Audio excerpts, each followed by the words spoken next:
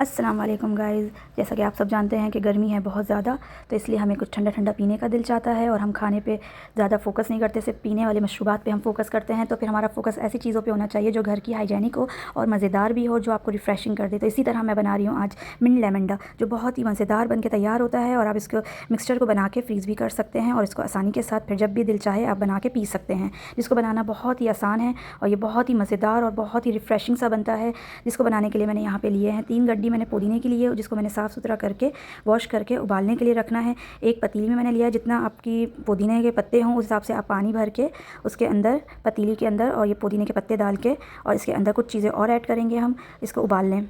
यहाँ मैंने पुदीना ज़्यादा लिया है, आप चाहें तो एक गड्डी का ही बना सकते हैं। मैंने इसलिए ज़्यादा लिया था क्योंकि मुझे इसको स्टोर करना था। एक बॉटल में इसको फ्रीज़ कर दूँगी ताकि पूरी गर्मियाँ मेरी निकल जाएँ। अब मैंने इसके अंदर ऐड किया है कुटा भुना ज़ीरा पाउडर की फॉर्म में जो था हमारे पास, वो ऐड करेंगे। 10 से 15 इलायची इसके अंदर हम ऐड करेंगे और 10 से 15 ही हम इसमें काली मिर्चें ऐड करेंगे जो साबित होती है। और 1 कप भर के मैंने यहाँ पर चीनी का ऐड किया है। अब मैं इसको पका लूँगी, इतना पकाऊँगी मैं कि ये रिड्यूस होकर इसका पानी आधा रह जाए और पूरा जो पुदीने का कस है, इलायची का, काली मिर्च, जिसका भी जो कस है ना, वो सारा इस पानी में डिज़ोल्व हो जाए और इसके अंदर इसकी वो आ जाए, कस आ जाए। अब इसको मैं अच्छी तरह ग्राइंडर लूँगी और उसमें इसको अच्छी तरह से मैं पेस्ट बना लूँगी। इस पानी को डाल के आधा पानी आधा मैं पुदीना डालूंगी और पेस्ट बनाऊंगी।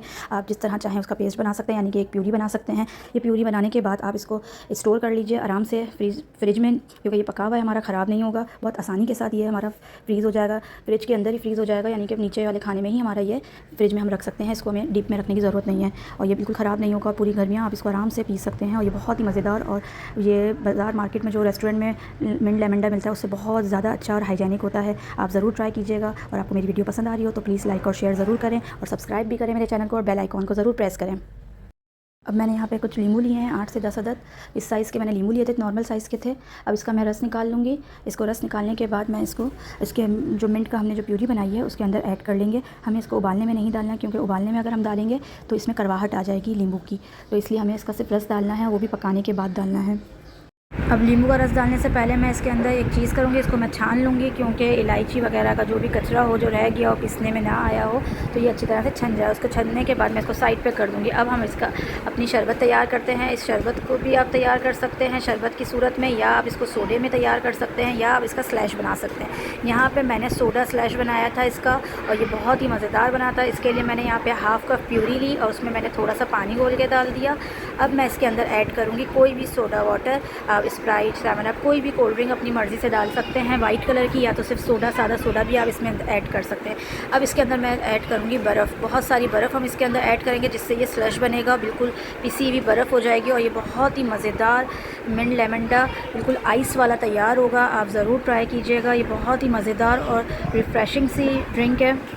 ये देखें बिल्कुल रेडी हो गया, इसमें आइस बिल्कुल हमारी ड्रॉप हो गई है और बिल्कुल ये स्लश बन गया। अब मैं इसके अंदर ऐड करूँगी काला नमक। अगर आप बीपी हाई के पेशेंट हैं तो काला नमक बिल्कुल भी ऐड नहीं करिएगा, स्किप कर दीजिएगा इसको। अब ये मिक्स कर लिया मैंने अच्छी तरह से, अभी काला नमक इसमें मिक्स हो गया। उसके बाद मैं इसको ग्लास में डिश आउट करूँगी, यानी कि सर्व करूँगी। ये देखें स्लश बिल्कुल ओरिजिनल कलर, ओरिजिनल ठंडक और बहुत ही मज़ेदार। देखने के बाद मुँह में पानी आ रहा है ना, आप लोग भी ज़रूर बनाइएगा। और आई होप गाइज़ आपको ये वीडियो मेरी पसंद आई हो। अगर पसंद आई तो प्लीज़ रिक्वेस्ट कर रही हूँ लाइक ज़रूर कर दें और शेयर भी कर दें और बेल आइकॉन को ज़रूर प्रेस कर दें, ताकि इस तरह की नई वीडियोज़ आपको मिलती रहे। और ये बकरा ईद के लिए भी बहुत हमारे लिए फ़ायदेमंद है, क्योंकि बकरा ईद पे गोश्त के जो शौकीन हैं उनके लिए हाजमा करना बहुत ज़रूरी है। तो ये हमारे मैदे को हाजमा भी करता है और ये हमारी ड्रिंक मैदे को साफ़ करती है और तंदुरुस्ती बख्शती है, क्योंकि पुदीना तो वैसे ही मैदे के लिए बहुत फ़ायदेमंद है और गर्मी में तो लाजमी है। ये दोनों चीज़ें आ रही हैं, गर्मी भी है, बकरा ईद भी है, तो आप ये ड्रिंक ज़रूर बना के सेव कर लें और इसको एंजॉय करें ईद पे और आम दिन में। आप चाहें तो सोडे के बगैर इसको पानी में भी बना सकते हैं। और जो मैंने छान के मिक्सचर अलग किया था उसको मैंने फ्रिज में रख दिया है। अब वो जब भी मुझे दिल चाहेगा, गर्मी ज़्यादा होगी, मैं इसकी शरबत तैयार कर लूँगी। तो आई होप गाइज़ आपको भी ये वीडियो पसंद आई होगी और आप भी ऐसा करेंगे कि पुदीने को आप इस तरह से सेव करके इसकी ऐसी शरबत बनाएंगे और एंजॉय करेंगे। और मुझे ज़रूर बताइएगा कि आपको ये मेरी रेसिपी कैसी लगी। मिलते हैं नई वीडियो में, जब तक के लिए अल्लाह हाफ़िज़, टेक केयर। लेकिन हाँ, मेरी वीडियो को लाइक और सब्सक्राइब ज़रूर करके जाइएगा और शेयर भी ज़रूर कर दीजिएगा, कंजूसी बिल्कुल मत करिएगा।